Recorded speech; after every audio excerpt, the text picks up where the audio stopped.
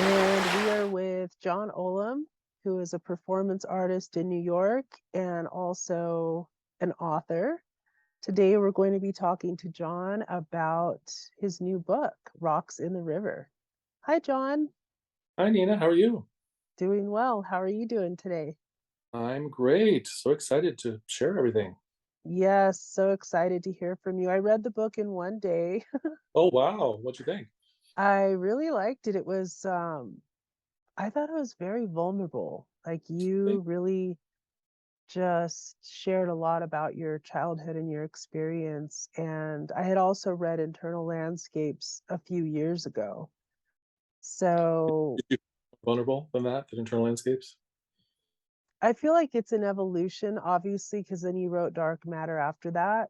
And Hmm. then this is the next stage. And I know you'll be talking to us a little bit more about your process, but I could really tell what your objective was, and you'll tell us that later. I could really clearly tell what you were hoping to discover and understand. And then I feel like that was also conveyed really well to the audience. Great. Yeah. I guess we'll start with the first question I have, which is what brought us together? Um, I was doing my work and I think I reached out to Ju Pong, and that's how you found out about me. You and I both went to graduate school at Goddard College. You were on the West Coast location. I was on the Vermont location. Hmm. Um, and I was trying to support artists who, in a very practical way, I know a lot of artists can feel isolated, or even people that are creative that they don't have the community support. And I wanted people to know about what the House of Ollom was, not only what I'm doing in New York, but to um, offer them opportunities to work with us, find out the internal landscapes method, and that's how I came to know you. And then you came to our Ollom Art Gala. You were there 3 times, correct? I think. Yeah, Hmm. yeah, 2017, 18, and 19. yeah. And we've continued on, and then our House of Ollom Zooms through the pandemic, and now we're coming to our new phase. It's been amazing how you and I have personally gone deeper over what's been 5 years, going into six now, I think, Yeah. of seeing your work, but also talking about our process. What you and I are working on, how we're working on ourselves, as well as work with our clients, as well as our art. It's been amazing to see both you and I both kind of evolve over that 6 years now, almost 6 years. Yeah. Hmm. Yeah. I guess I like to describe it as I feel like you're almost like a guardian of some sort, where you're like, I met you at a time where I was in a huge transition in my life. And I feel like you are in my life to remind me that I'm on the right path, and that Mm. it's really it's been a really great, like, especially in our Zoom meetings every week, we can talk about our process and everything that we're doing. So thank you. Thank Thank you. you, Goddard, too, for bringing us Yeah, together. right. Yes, exactly. Definitely, Yeah. definitely. All right. And so your next question is, how does Rocks in the River relate to your mission and vision? So you'll have to tell us what your mission and vision is, and then Um, well, Prismatic Productions Incorporated started in 2003. It does businesses all of art. That's a section of it.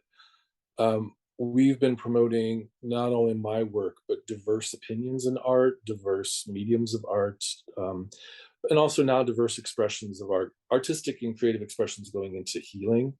Um, and I think now, since I've been doing a lot of internal landscapes with clients, Rocks in the River has kind of become.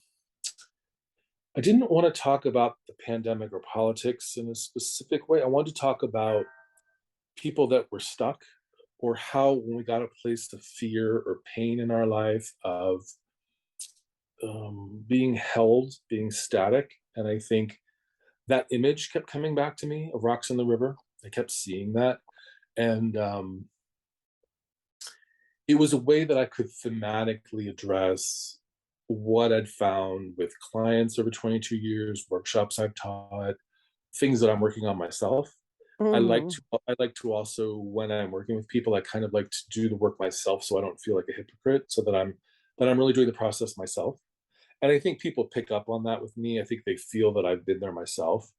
Um, and I think the theme of the rocks in the river, of how we're navigating change, if we're holding onto a rock, if we're giving in despair and floating down the river, it's a great, really rich metaphor that people can kind of sit with, process with, and it kept coming to me over and over. And I think it's kind of a big theme of navigating change, letting go of things you want to let go of, which can cause people a lot of anxiety or pain, or it could be a place that's very difficult. And Mhm. I think a very specific rock, a very specific art piece, color can help you step onto something when you're scared. You know, Mhm. that place of transition. So that theme was something that kept coming up for me, and that's where the book came from. Okay. Yeah, I have some specific questions about the book as well. Quote early on in the book that said, "Men have fallen victim to the vortex of the woman need." And Mhm. I was like, could you explain that a little more? I kind of know what you're talking about it with you because I know about your story, but I'm With just me, wondering. Yeah, I think so. But I wanted you to explain it so I can understand that a little bit more. Men have fallen victim to the vortex of the woman need. um, in the first section of the book, I talk about complexes, and I talk about falling into that hole or a place that's like a neurological pathway. And I've worked with a lot of LGBT clients, and what I found fascinating was the Madonna whore complex keeps coming up. That women, I don't want to say women and men because like it's too binary, but like you're either the good girl or you're the slut or you're the whore. There's not a lot of space to navigate a non-binary identity. And I even see that with gay men of you're either super sexual or you're like a clown archetype. So it's like I'm talking about the misogyny that exists for female identified people, the um I'm being careful to not say men and women because I want to keep space for non-binary people. Um I think it's basically misogyny and the lack of femininity being societally accepted. Does that make sense? Well, what you said, of course that makes sense. I guess I had interpreted this a little bit differently. Okay, how'd you interpret it? How did I interpret it? I interpreted it like men have fallen victim to the vortex of the women need. Like women are so needy and like men are just constantly trying to appease them. Hmm. Do you That's think that? how Do you think that's that's how true? I know. You're like, no. Fine. Well, I mean, I could see how it could be true in some relationships Hmm. and in some historical relationships and in some like archetypal relationships. Sure. But I don't see that as 100%. Hmm. I mean, I think talking about from my own personal experience with a very codependent, manipulative, lying mother. She's not my mother. Aha, aha. Okay, Grand, there we grand, go. grandmother, great grandmother, ancestral trauma of a woman who was hurt because of her father letting her down and then getting into Christianity because she wanted to talk about purity, saying that sexuality is bad. There was this whole generational of women forming Christianity as a weapon, sexuality as a weapon, very codependent, manipulative. That's my own personal ancestral trauma narrative Hmm. for 3 or 4 generations. Um, but And that's pretty archetypal as well. sure, sure, Hmm. yeah. Yeah. But and I bring that up, I was talking about ancestral trauma in the book, and I was giving examples of certain clients, and I talked about that's why I used my own family in that example because that's one, two, three, four generations of people through my family that have been very using the Bible as a weapon, using sex as a weapon, being manipulative, lying, being codependent, that whole narrative of how women get their power through four generations. And I found that fascinating that nobody woke up and worked on Mhm. that. Mhm. Nobody talked about it. Nobody faced it. So that was an example of not specifically those women, but something going through ancestors of four generations that was never addressed and just kept going on and on and on and on and on. And Yeah. that to me is the point of not it's not the women, it's not Christianity or sexuality, it's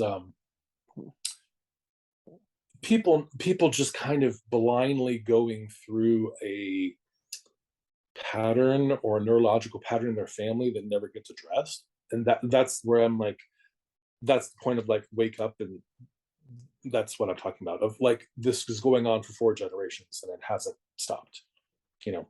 Yeah, definitely.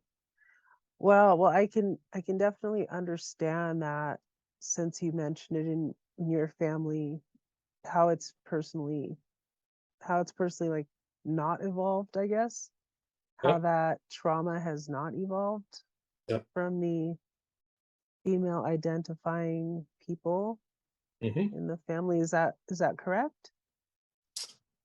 Yeah, but not even with them, but also how I've had to work on it myself. So it's me looking at ancestral trauma and going, what is that complex and what's mine? What's my work in this of is what's theirs and what's mine? What do I want to let, it's rocks in the river. What do I want to let go of? What do I want to hold on to? Mm. What do I want to say that's theirs, this is mine? And That's we've talked a lot about that in our group, in our yeah. meetings every week, just in Mhm. terms of relationships in general.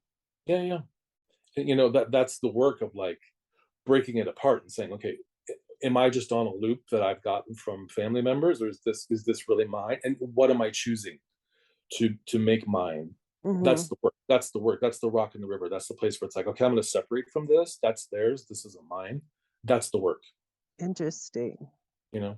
Yeah. After that in the book where you said that love is a charged word. Yeah. And and I was just really curious about how that has been a charged word for you, and I'm sure for many other people. It's a very hard word for me.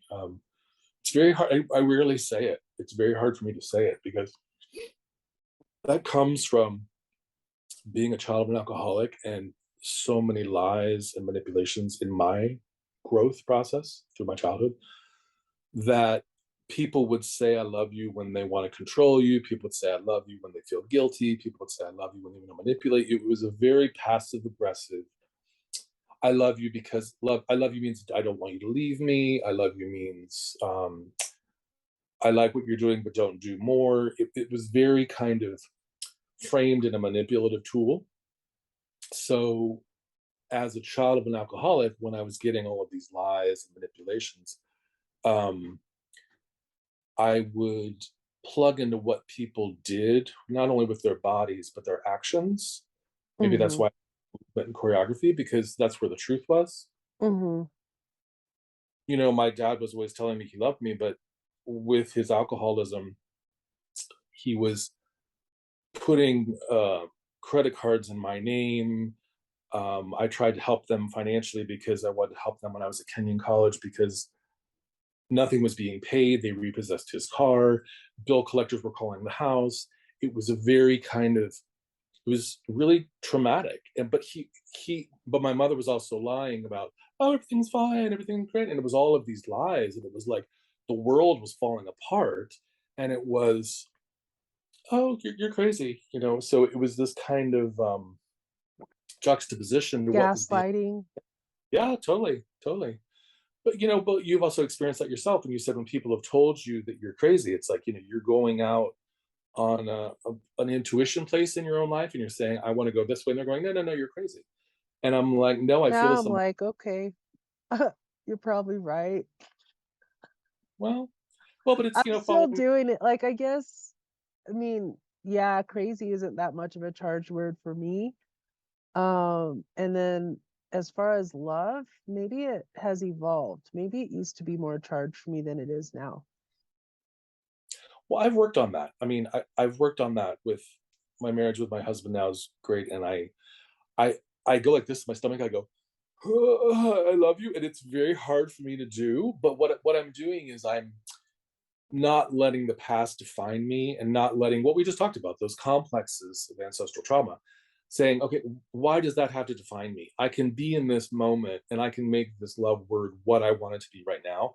But that's a lot of work in my stomach. It's me really kind of breaking apart what I was formed to be and what I'm choosing to be. A lot of LGBT people talk about their family of choice, people that um, they choose who their family is because they've Yeah. been so thrown out, kicked out, abused, and so now they're actually choosing. It's like these are the people that I want to love, Yeah. and you can I can use that word very selectively with few people when I want, but it's actually like it's a rock in the river. It's a place where I'm really kind of choosing to make it my own, you know, and not be Mhm. locked to those ancestral narratives, currents, Yeah, definitely. you know. Definitely. And some other things that came up, I guess, with your process, you even talked about this a lot in your book talk at the bookstore, Mhm, which I'll mhm, also post here. mhm. I guess I'm curious about what is gradient work, cartography, and ritual work. Okay, what do I actually do? So when I'm Like working when with, you're working with clients, is that mhm, how that comes up? mhm, yes, internal landscapes can be from, say, I'm meeting somebody for the first time and we're talking, or some people are free writing, or some people are drawing. A lot of times we'll sit with that and we'll say, okay, this entity keeps coming up, this feeling, this image. Instead of being in a therapy situation having to name it, what we do is I'll say, let's embody it and let's move it. So Hmm. we'll take that internal landscapes and we'll make it a manifest thing and we'll move it. And then that's those are those internal landscapes. Those become actual embodied things that we move, or laying down and move it psychically in their body. That's where it starts. When you go into gradient work, I start talking about look at yourself in the space. Say you're literally in your living room. And if you're talking very, very simply, think of the gradient of the space of like to the right wall, close your eyes. This is the worst memory of your life. Just be in that. Feel it, move it, don't move it. Now go all the way to the left of the room. This is the best memory of your life. Feel that on a gradient, feel that in your body. And then, for example, where are you right now, right in this moment? Between those 2 points. So you're starting to put yourself in a three-dimensional gradient on a line. Hmm. It helps people, like a lot of people that have worked with sexual abuse, who don't want to talk about it. They don't want to talk about the trauma. So what they're doing is they're actually embodying in a three-dimensional way the space, and they don't have to talk about it. They don't have to use the words. Then we go back into the internal landscapes of where do those things live three-dimensionally on that gradient. And Hmm. then you asked about spirit of color. We go even deeper to maybe they're laying down, maybe they're moving. Okay, let's go into red. If you go into chakras, what are you feeling orange? What are you feeling yellow in your body? If you see yourself as like an abstract um, painting, going through those colors, um, this can take months. I've worked with people 15 years, 16 years. This can go over a 3 month process, or it can be one session.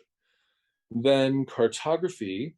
Um, Cartography is taking all of that and putting yourself in a three-dimensional space of okay, if we're doing the Neena piece, downstage left is your most traumatic memory, over to the right is your most joyous memory, up in the corner center stage is a flow you feel when you're at peace, when you're at home. up to the left is the blue. Now I say, okay, I'm not going to connect these. How do these integrate? How do these stay away from each other? Is there a lot of space between them? Where is there tension? In Jungian psychology, they do sand play. They get in a sandbox and they play and they say, here's the soldier that I'm feeling. And these are how these things interact. So it's a three-dimensional cartography map of your psyche. Wow, that sounds so interesting. And that's what the Rocks in the River workshop is it's all of those things put together. It's a large map of you. Wow, Yeah, that sounds great. That is that's so what cool. Where are you in the river? uh, That was so funny because you were just talking about that, and I mean, I had mhm. previously written that question. um I'm at a place where I do this with myself every day. I do my own internal landscapes, and I was saying at the interview they just did at the Bureau of General Services Career Division, I was doing this, and green kept coming up for me, and I do it. There's a place in the woods that I do this, a very private space in the woods, and I keep getting green. And what I'm working on right now for myself is uh, being in a place of my present where I'm not anxious about what I'm going to do in the future, and I'm trying not to let the past define me. But what happens is I'm in the present, and there's those loud voices from the past that keep coming back in, and I go, "Oh, it's going to happen again. It's going to happen again." And what I'm doing is I'm really trying to let myself just be in that really quiet place of this is what I'm feeling right here, right now, and it's something that I really have to work on. It's Hmm. something really, and I'm moving in a very different way. I'm not letting myself say, "Oh, you have to choreograph it. It has to become a piece." I'm letting myself move in a different way without judging it. And that's hard for me to do because I'm in New York where it's like, make a show, do this, raise money, do. It's always do, do, do. And I'm trying to be in a place where I'm giving myself space to just expand and flow. So I think I'm kind of in the water a little bit, then resting back in the rock and then in the waters. But I feel like I'm not really in a destination to get anywhere. I'm trying to not let myself get anywhere. I'm trying to let myself just be kinder to myself. Does that make sense? Yeah, that's great. That is a wonderful place to be. Yeah. It seems like you are very affected by other cultures. How and why have other cultures influenced your work? Um, I don't say it's the cultures. I'd say it's more like the gods and the The goddesses of the resource. spirituality of Yeah, other yeah. cultures, right? They what I find so beautiful about that is one example from my own life. When I was in fifth grade, I went an exchange program to France, and people have said how good my accent is. And then I went. My family asked me to come. My French family asked me to come back, so I was over there for almost a summer. And I Hmm. realized that going to a different country, speaking a different language, they have a different perception of the body, of sexuality, of art, of very different than America. And it got me to a place of understanding that you can go to different places, you can have sex in different ways, you can express your body in different ways, you can embrace different colors. And I think people that I've met who are very myopic, who are like, oh, it's always this way. My mother's always been this way. I've always lived in this town. I've always made this kind of food. I've always had sex this way. I realized that it's not that way. And I think that's why I love the gods and goddesses chapter in the book, because it talks about people who used to travel, pagans through Europe, and they would go and they would say, oh, this person is worshiping the goddess of the trees, and this person is very connected to the god of the moon and the water, but they would never say you're wrong. They would go into their villages and they'd say, oh, what can I learn from you? That's beautiful. And they would honor that god or goddess. And it was, to me, it's talking about, you could be literal about that and say that's literally that god and goddess, or you can say this is how that person connects to spirit, and I can learn something from that. And I think it's fascinating because it's talking about diversity of thought, diversity of um, ways into spirit. I mean, I think that it's very personal and private for people. It's the same as Hmm. sexuality, gender expression. There's many diverse ways of being, and I think to me that's really beautiful and joyful. Maybe that's why I live in New York City, because the world is here, and I love diverse manifestations of expression. I don't like to be in homogenous groups of people. Like, I don't like to be around just gay men. I mean, I love, trans people and queer people, and I love to be in that space of diverse expressions. I mean, I think it stretches me, it excites me, it challenges me, and I like that. I don't like being in homogenous groups. I don't like being around people that are just like stuck. It's like, if you don't Mm, think the way I do, you're wrong. I have yeah. a problem. I have a problem with that. It's like, I love the whatever. part about not being wrong Yeah, for having a spiritual belief or yeah, an expression. I really love that. yeah. I So, think it's very personal. It's very private. Yeah, and how has it been helpful to reject your European roots? Because you mentioned that in the book. yeah. I don't. Yeah.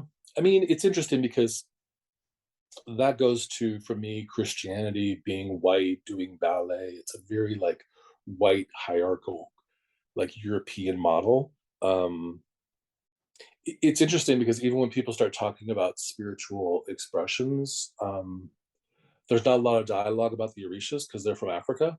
So there's still that colorism aspect of like, oh, even these gods. I mean, it's interesting when they talk about, oh, let's talk about the Greek pantheon. Everybody talks about Apollo and Zeus, but they don't talk about Yemaya and Ochun, and or even going down to the Maya with Ixchel. There's an interesting of like, why do you talk more about these and not about these, which is interesting, one thing. But also, when I had so much training in ballet, the dance history of ballet is like, you're doing these steps and you're training your body so that you're working up the court to get closer to the king. There's very much a hierarchy in ballet. It's like the corps de ballet, the soloist, the principal. It's all about like elitism and hierarchy. And I think, like, if you go down to some pagan religions where, or Native American Indian religions where you're talking about going into Mother Earth and going down, like the divinity is in your pelvis, root chakra, going into the earth, versus pulling up to a god that's separate and your body's bad. It's a different direction. Mhm. You're talking about going into your body, whereas Christianity, mind body dualism, is like the body's bad and your brain is better. You have to be logical and you have to be linear versus getting down into your body. And it's like you're going in a different direction. So you could talk about it in the sense of spirituality, or you could talk about it artistically in terms of how you dance.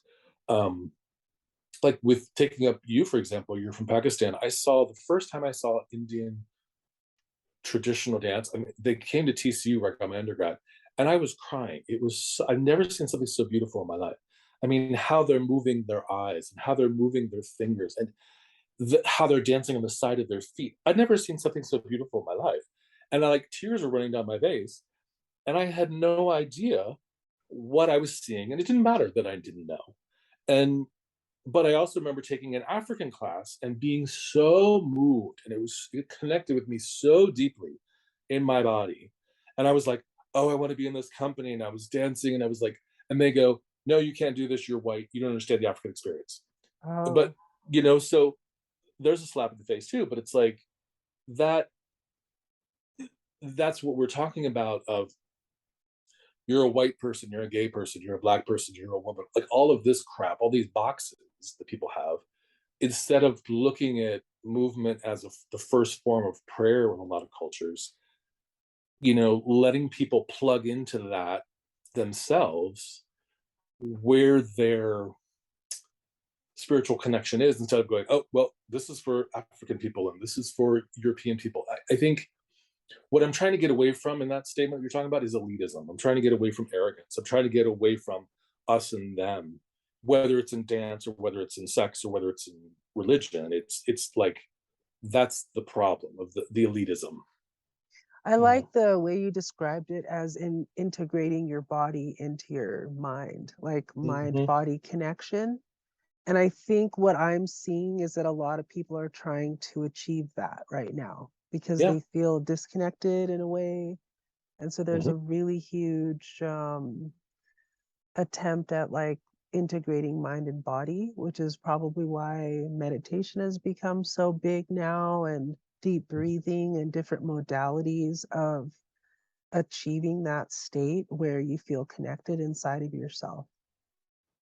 Well, you are a pioneer for that, like doing your Montessori work, because you were holistically working with kids to move their bodies, make their art, learn. But a lot of times in the educational system, it's like your body's less than, and let's work on your brain. It's that Cartesian mind body Right. dual. Your brain is better, and just push this way. It's like, oh, if you're in pain, just take a pill. It's like, okay, well, wait a minute. What's the pain telling you? Why? Right. It's like, let's put these together versus let's just take a pill and let your brain run around like. And that's why there's so many problems. It's like we're so out of touch, not only with our bodies but with our spirit. Mhm. Mhm. Yeah. Yeah. Really, I'm glad you brought that up. So, what are examples of personal complexes? I think you went over that a little bit earlier in our Mhm. talk today. Let me give reference and credit to Sylvia Brinton Pereira. She's my mentor. Okay. She's an author. She's a Jungian analyst, but she's I can't thank her enough for not only teaching me but also giving me empathy. Well, there's another example of there's a lot of therapists or healers or gurus that may have an intention intellectually, but they're not plugged into the empathy of the situation. Mhm. That's what we're talking about, of like the brain and the soul and the spirit. Um, she is brilliant, but she also has this great sense of empathy of when you say something, there's this deep feeling of like, I'm really heard and I'm really seen. And to me, that's something that people really pick up on and that they really understand. So that's something that I treasure with her. um, when you talk about complexes, there's the mother complex, there's the father complex, there's the Madonna whore complex, there's the savior complex. But if you talk about Jungian terms, complexes, if you think of like a neurological pathway, to me, Sylvia and I talked about this. When I experience it personally, it's like I feel like I've fallen into a hole. I feel like when you talk about the ancestral trauma, my own situation, for example,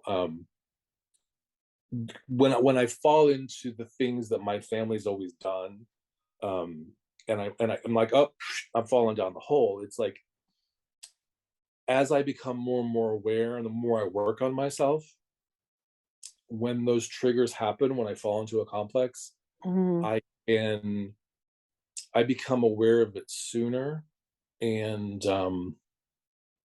I don't just blindly go into it, because I don't blindly just, okay, now I'm living out this complex and I'm behaving in this neurological pathway that I know that's so ingrained in me.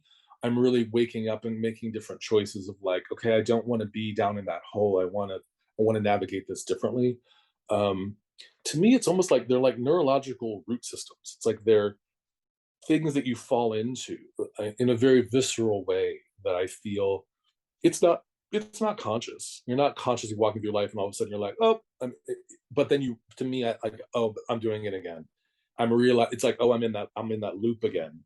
Mhm. Um, it's like I'm in a repetition complex. It's like, and now the great thing about it is now that I'm aware of them, I'm aware of my projections, I'm aware of what I'm doing, and I can pull myself out sooner. I wake up sooner. Mhm. When you're working with clients, how do you know when to use which techniques, including movement, prayer, internal landscapes? It's intuition, it's empathy, it's feedback back and forth with me with them. Um, we'll go. I don't. It's not me going check internal landscapes, gradient work, cartography, speed of color. I can do that, and sometimes I do that in workshops. But like when I'm working with somebody over months, months, and years, we'll revisit. Remember when this internal landscape came up? How does this let's go into this.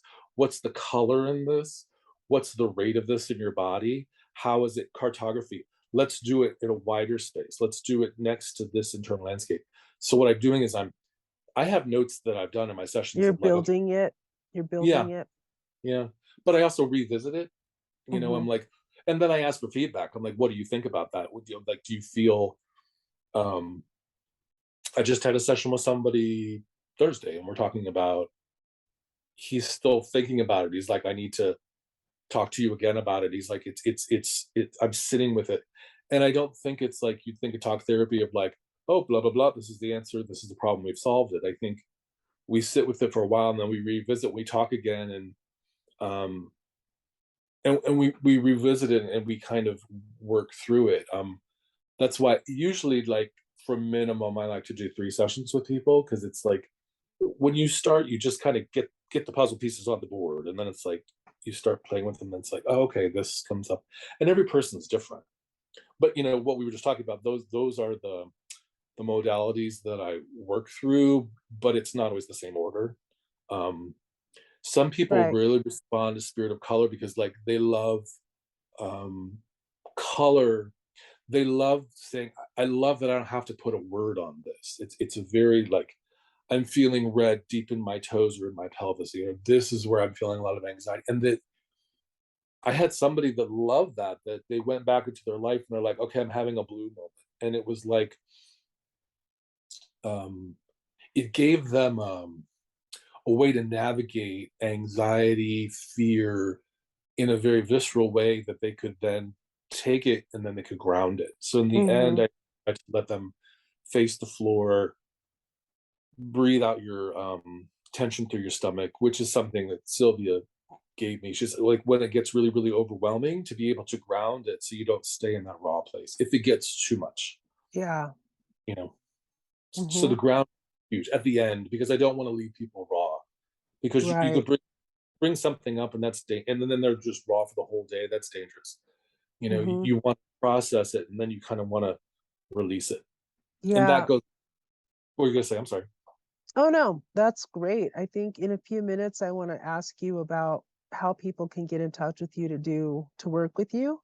But before that, I have one more question about your book, Hmm. and that is the house framing dreams that you have sound really fascinating, and I could really resonate with those. Hmm. And can you talk a little bit more about that?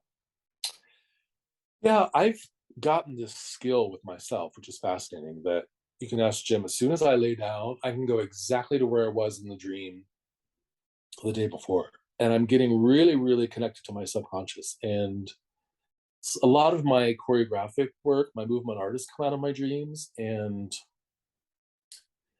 if you talk about, Sylvia and I talked about this in Jungian analysis, they have a verbiage where they say this is the analyst and the analyst sand, which is like this. But I talked about analyzing someone is not necessarily good, because what you're doing is you're analyzing the dreams. You're like, okay, this means this means this.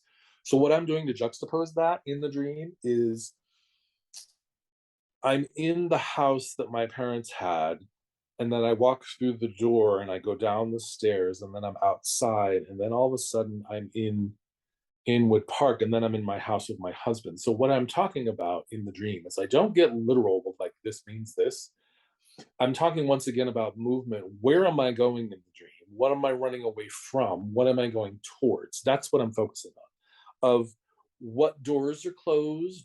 What am I running from? What am I going towards? So I'm looking at the direction. I'm looking at where's the fear, where's the hold, where's the tension, where's the um, where do I want to go? Where do I want to go away from? So I'm looking at when I close that door and I go into another hall.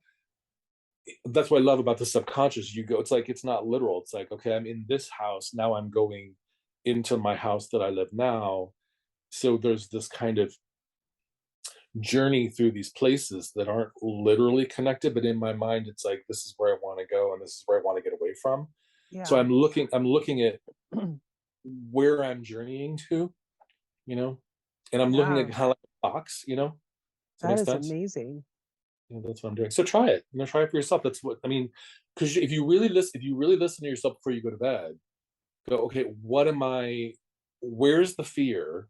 What am I going? Or like, who's there? What am I going from? What am I going towards? Don't think of it like, oh, this means this, this means this. But it's almost like think of it as like a dance piece or a journey. It's like I did this in Internal Landscapes Evolution. It was a piece I choreographed. It was a movement art piece. It was a performance art piece with one, two, three, 6 rooms. It was at Spool Manufacturing Art Space. It's in Binghamton, New York. And people walked through with me, and there was a room. I start off bound in fabric, And then I opened this really heavy metal door, almost like a horror movie. It was like really heavy. And I went into this dark room and we put these scents in there. It was the fear room and it was dark, but little pieces of blue light. And we had scents that I wanted to be scary, smells that people would smell. And then I went over to Matthew's room. He was with me in the piece, and he had this thing on his head, and there were these frames, and he kept doing ballet over and over again because he was doing dance technique the way it's supposed to be done in the elitist world of art galleries. And there was frames with nothing in them. And then you went into a room where there was Lindsay's art, where it was like moving colors, and I started to move in a contemporary way. And then I went into the hall of transitions where he and I would do these partnered moves and we would take off parts of our outfit. And then I would go out into the front room and I would pull down these art pieces when I would have a revelation. And then the end of the piece, I walked into the darkness in the back. And the audience would go through all these rooms and I would revisit all of these rooms like the dreamscape. And the interesting thing with Matthew is he would come out with me and he'd go to the fear room and the ballet room and he would go between those two and he lived all of his life stuck between those two places. And he didn't go with me. Whereas I was journeying and I would kept going through that circle and I would take parts of myself off, like I was stripping myself down. And when it's like I was kind of cleansing myself, going through that narrative over and over again. Whereas Matthew would like go do, and he couldn't free himself from the fear room. He kept doing his job the same way. He kept moving in two boxes. And that's what I'm talking about with the dreams. It's like I was going through this journey and I went somewhere else. Whereas he was like, he was only with me for a little bit of my journey. And then in the end, he didn't end up with me. He ended up stuck. And that's kind of what I'm saying of this dream house narrative of um, where are we getting stuck? Where are we navigating towards? I have a friend who's a therapist in Virginia, and we were talking about I'm trying to get people to just open the door, and he goes, "I'm trying to just get my clients to touch the doorknob," because, and I thought that was so profound because some people don't even want to open the door. And I have another image in my dream of this woman that I'm trying to help her get out, and I'm like, "Get out!" She's in this abusive marriage, and there's all of this alcoholism and abuse, and I'm opening the door, and she's just sitting there, and she won't move. And but then the growth with me is, which I'm dealing with now, is I know it's my mother. I'm like, she wants to be stuck, and I walk away. So instead of me being codependent, thinking I have to fix her, I leave the door open, but I walk away. So Mm, it's me leaving ancestral trauma behind, letting her be stuck, and not feeling like I have to fix it. right. Well, and a lot of it's timing. I mean, that person's timing may not be yours, and they may not be stuck for that much longer. Sure, Because I think sure. that, like even just thinking about how, for example, people try to beat addictions, it doesn't happen Sure. linearly. It might happen like it might be like something that takes a long time or having to look at those patterns for a long time before someone's really ready to give up an addiction. But And don't you that think might be kind of what we're both talking about here. Yeah, but don't you think people, therapists, healers that work with people with addiction, don't you think they talk about it linearly of like this is the goal to get you off of addiction versus like I because what you're mean, saying I think sick that everyone who encounters like a healer or someone trying to quote unquote help or fix the situation, it's just more information. I think that the answers are always going to be found within the person. And I Mhm. think that people that we meet, people that we encounter, people who teach us things, they're part of helping us solve that. But really, we have to find that within ourselves at our own timing. Mhm. True. The internal landscapes, yeah. Hmm. Yeah. So cool. Well, how do you serve the community? Here in New York or around the country or um Well, I guess this question's more about what is your work? How do you serve? What's your work? Because the uh, next one is what do you offer the community, which is more about the things that you're doing. And this one's more about how do you feel? What's your work? How do you serve? I think I've evolved as a dancer to a choreographer to a movement artist to a art journeyman, I feel like they've gotten wider, but also more. I used to work with a lot of people in these big productions, and now I think I'm working with less people but deeper. Um, I think I'm really fascinated when there's an aspect of healing and transformation. I find that fascinating. Um, I'm I do many things because I still teach. Well, because of the pandemic, I taught a lot on Zoom. I teach people in San Francisco. I connect with you in Denver. People I know in Dallas, Northampton, Massachusetts. I mean, all around the country, Tampa. But also workshops that I do. But I think the internal landscapes method, working with people, I could still work with an artist, a performance artist, an actor, a photographer that I work with, but we can create a piece of art, but then I can also just do a private session where it's something very private for people that they just want to work on themselves. And maybe they put it in their art, maybe they don't. And Mhm. that's maybe what it goes back to what we talked about in the beginning of me being on my rock of like, I want to be in the present place of letting myself be a little quieter. I think in the past, I felt like I had to choreograph these pieces. I had to write this book. And now I don't feel that. I feel like I'm letting myself be with people and letting, like we talked about the dream through the journey through the dream, letting them go where they really need to go and giving myself more space to explore with them. Um, it's gotten, it's challenged me because I think I talked about this in the interview at Bureau of General Services with Fiorella. We were out in the park and we were doing a session, and she was saying, let's let this be the thing, because what we were doing is we were taking parts of internal landscapes and we were going, let's put this into a piece. Mhm. And then we said, well, let's let that put sit that down for a second. Let's just let this be the work. And what that did was it freed both of us up to let us be revealed in a way that maybe something that just she and I experienced in that session and nobody's ever going to see it. And it was a very beautiful, quiet thing that I got to witness. Um, but I may not put it on stage. So that to me was like, okay, this is me pushing past just make art, just make a product, just do a show. It let me also have sessions that could focus on transformation or just reflection. Mhm. Um, and that was a big it was giving me space and it felt new for me. So I do the sessions, I do teach ballet technique, I do teach a movement technique, I do have movement healing sessions. I do all those things.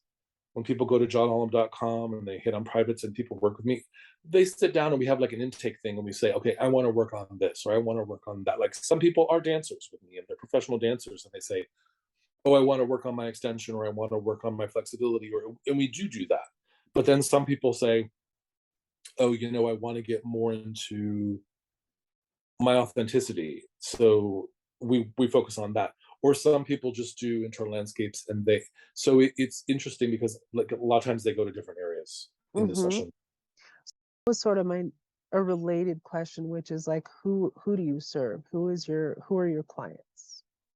A lot of people. I don't think I have a specific demographic. I think I'm really talk that goes back to our thing about elitism of models of like you have to be a certain age, you have to be a certain body, you have to I've done all different ages, disabilities, sexual orientations, gender expressions. I don't really have a autism, Asperger's. It's in the book, sexual abuse. Mhm. That's come up a lot. I worked with a lot of people with sexual abuse because I think it's very strong because there's no need to put a word on it. People feel very safe because they can move their body or lay on the floor and breathe and not move and just listen to what's coming up.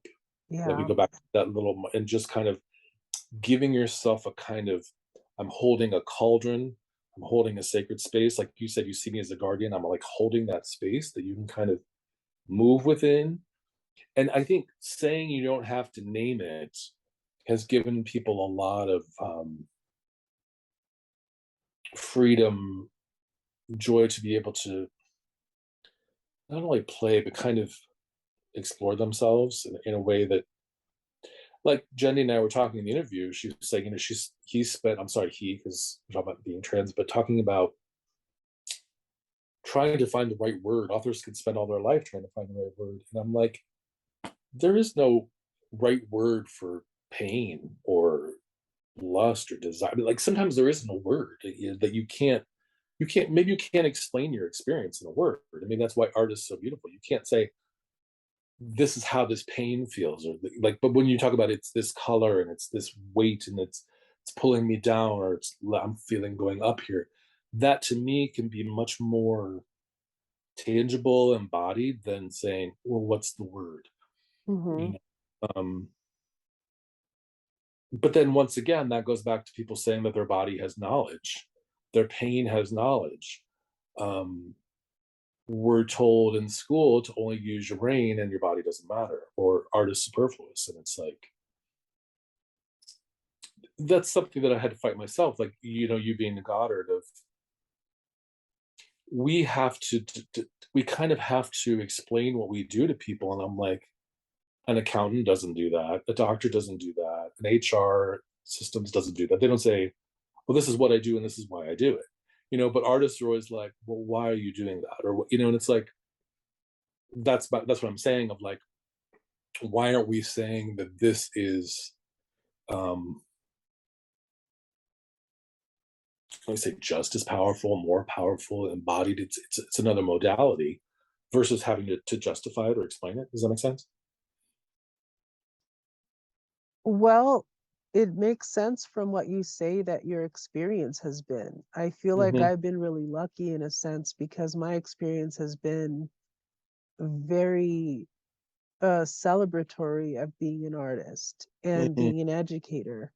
Mm-hmm. And I mean, at Escuela, I was able to do that and Right. then really like grow that. And Yeah. then after Escuela ended, I was like, oh, what am I going to do? But luckily, Goddard was there to like help me actually grow it in a different way. Mm-hmm. And then, Goddard connected me to you. And I love going to the gala every year because it was when, 2017 through 2019 was a great opportunity to sort of showcase what I had been working on in a setting that was very nurturing and very kind. So I appreciated that a lot. Mm. So, I mean, to answer your question, I feel like I've been pretty lucky in terms of being celebrated as an artist and as an educator. Yeah, but also remember when you were doing, I think it was the coil study, and Uh-huh. Jeanette said it was trauma. Remember, and you were like, "Whoa!" Remember that? Well, I mean, I also can use my art to talk about my experiences. I mean, that's sort of a different question, which is how do I use my art, I guess. And quail study was really an opportunity for me to touch upon a really difficult time in my life and not really I didn't even know how to put it into words. I wrote a whole bunch about it in my thesis. It's not something I'm ready to share quite yet, but in that setting, because it was so organic and it was a small space too. It was like your whoever you had invited to the gala was there. And it ended up being, I think, about 15 people that watched. And that felt like a perfect number for me. It was so brilliant, so powerful. You holding on to those coils. You talk about the ancestral trauma that I was talking about of holding on. It's like you had that The kinesthetic. coils are big for me. Just that symbolism of Oh, coils, they're it's really huge. big for me in my work. Not just with those ones, but other stuff too. I've noticed. So, yeah, definitely. Definitely has been a great opportunity to work with you with all the creative projects that you have going on in New York. I love the idea of preparing something to show there. So I Mhm. want to thank you for having Ollom House and thank Jim for creating such a great atmosphere for artists to come together from all over the place. Mhm. And it feels like in that particular setting with the gala and everything, it feels like it really does bring artists together. On many levels, yeah. Yeah, and we can share our work. And what I like about it is that there's no definition. My work can be whatever it is. And it'll somehow fit in with what everyone else is doing, or it won't, but it's still going to be okay. Hmm. So that's pretty cool. What do you offer? I mean, you've already talked about workshops, your classes, your individual sessions. What do you offer to people that want to work with you, and how do they find you? Where can they find you? They go to johnollom.com. It's OLLOM.com, and they click on privates if they want privates. I used to have a lot of classes but before COVID, but now I'm working mostly up in Wood Park, but most on Zoom. I have regular people on Zoom from across the country, and also some people out of the country I've worked with too. That's getting more common. So they go to johnollom.com. If they go to ollomart.com, that's our not-for-profit. There's videos of the House of Ollom, of what you were just saying about. We made a literal video house during the pandemic of what people were working on. And the one I love is, you're on there, Daisy's on there, Fiorella's on there. But I love, like, Gloria, for example, was saying, "Oh, I'm not a creative." And I'm like, "We're always talking about cooking." So we were talking about, let's have your cooking be your creative expression. And I love that because it's, That's such a creative expression. yes, of course. But to be able to be like, it doesn't have to be a painting or a dance piece. And I love that because it talks about being creative. She's talking about, the Cuban experience and how she cooks, and that to me is a perfect example of, oh, I'm not a painter, I'm not a dancer, but I'm talking about John's creative method, and I'm putting it in my cooking. I'm in my house. I can't leave my house, but I'm cooking. I'm being creative in my Hmm. cooking, and I Hmm. think that's an example of the creative journey, the internal landscapes becoming manifest of, I want to do this, I want to play with this music, I want to move this way. Hmm. um, that's a perfect example. That's on allumart.com. Okay, So perfect. the one we have upcoming is April 25th through May 2nd. You were talking about the new upcoming Allumart Gala. Next year is our 20-year anniversary. Cool. Um, and I'm working now already to promote, Jim Sable's photography with many other things that want to be a surprise. There'll be a Rocks in the River workshop with me. But we also have booked May 7th in Florence, Massachusetts. It's a workshop at the Trans Health Center for Sweet. trans people that want to do internal landscapes with me. And Jendy's also going to do the collage art, which she got from House of Alum from Lisa Samelin. And we're integrating that into being authentic, being finding an authentic expression in your body. And that's going to be in Massachusetts on May 7th of 2023. So Nice. those are coming up. Yeah. That's awesome. How exciting. Yeah, I'm very excited. So, how would you like people to engage with your work? Oh, I'm really excited now that Rocks and River, the book, is out, because this is the fun part, because people call me, like you're talking about, "Oh, John, this page, you read this, and I agree with this, I don't agree with this, this moves me, this photo." And that's where it's fun, because we get into the nitty-gritty of, like, "Oh, John, this happened to me." And then you have these dialogues with the book, and then maybe somebody does a session with me, or maybe an artist puts this into their work. Like Regan Hollis reached out to me. I She's a know multi, Regan. you know Regan, yeah, yeah. Mm, She reached out to me. She sent me good energy for our interview, the book launch. But her work is very interdimensionality. She's very interested in Jungian archetypes, things coming up through the subconscious. Um, and it's fun because, like you said, like, we get together every year at the House of Alum. It's like we kind of throw ideas off of each other and support each other in ways. It's like, "Oh, I'm putting this in my painting," or, "Oh, I want to add this into my performance art," or even what you're doing with your artists and how you're healing not only the Chicano muralists, but you're bringing in other artists, and you're creating a dialogue and a community organically, which hmm. is really beautiful what you're doing in Denver. And I think, um, Thanks. it's what we're doing here. And I think that's what's cool, that you and I can kind of, we've done this on Zoom, but how we can kind of support each other in Denver and New York, literally, but also creatively. you know, Yeah. of, So that was oh, kind of my next question, like collaboration ideas. What do you see for our future together? well, I've been so excited about what you're doing with, not only with Escuela.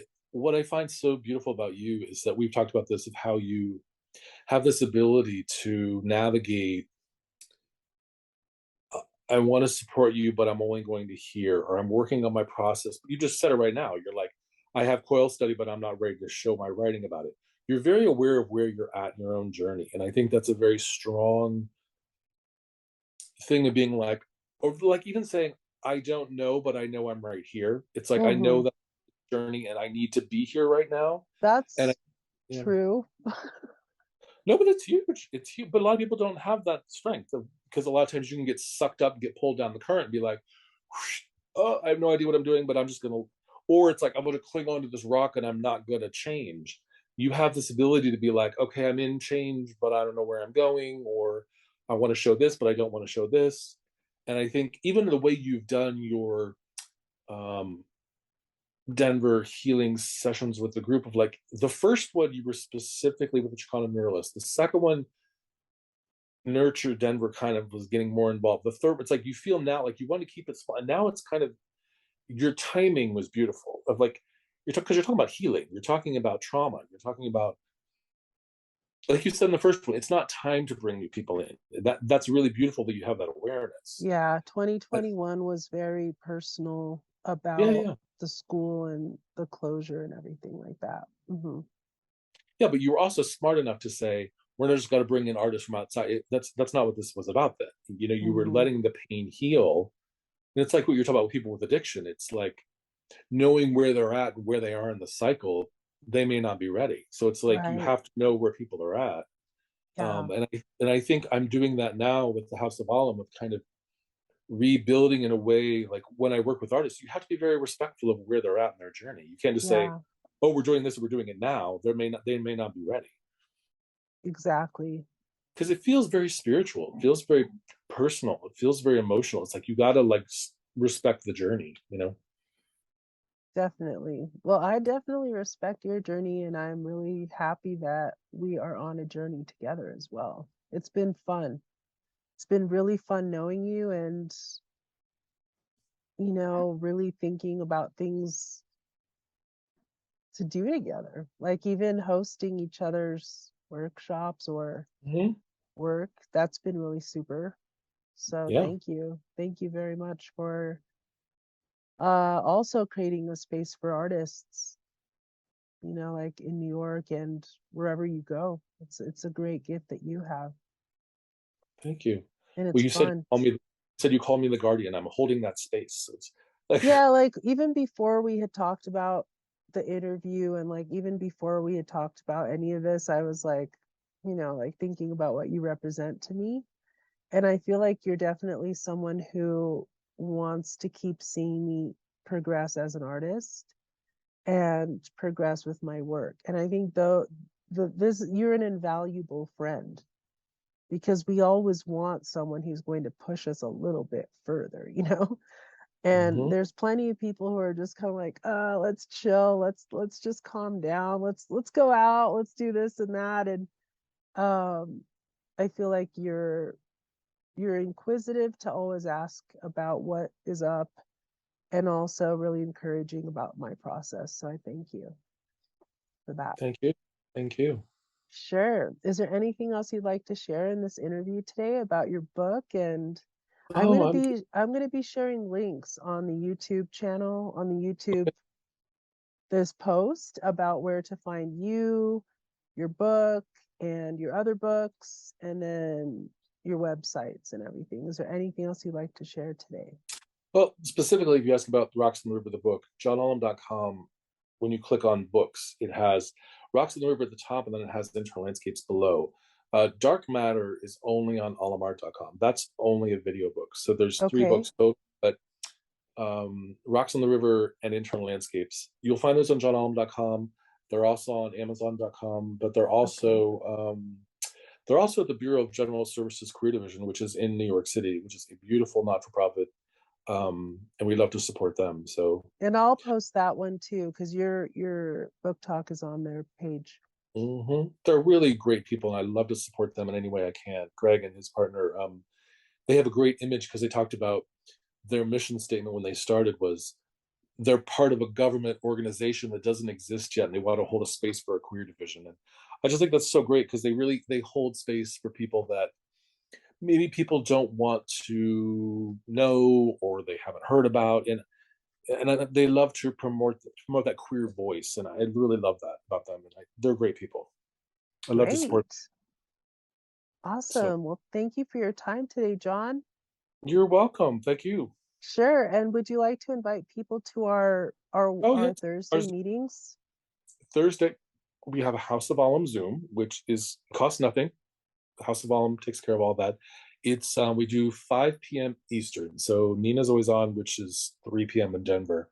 But we've been on. It's two going on 2.5 years, right? It's been on for two and a half years, Yeah. and it's you don't have to be an artist. A lot of it we talk about the creative process or what's going on with our life and our process, and it's a very safe space Hmm. that people don't feel judged. And I think I'd love to have people reach out to me and to Nina. That's the beauty of this on Zoom. Of we're making connections between Denver and New York. If people want to talk on Zoom or if they want to email me, they can. Or learn It's more about your book or yeah, anything like that. it's nice to have people because I know a lot of artists that are out there. I think of Regina Perry in West Virginia, another Goddard person who's a Right. I think I met her artist. once. Yeah, Hmm. it's just, but it's also sad because a lot of artists they get isolated and people aren't supporting them, and they that dies. And I think if we can come together and support each other, it Yeah, helps. It helps. that's been great. I think you know, people are invited. So if you want to go, you can Come drop join. in. Yeah, We'd love to see you. we'd love to see you.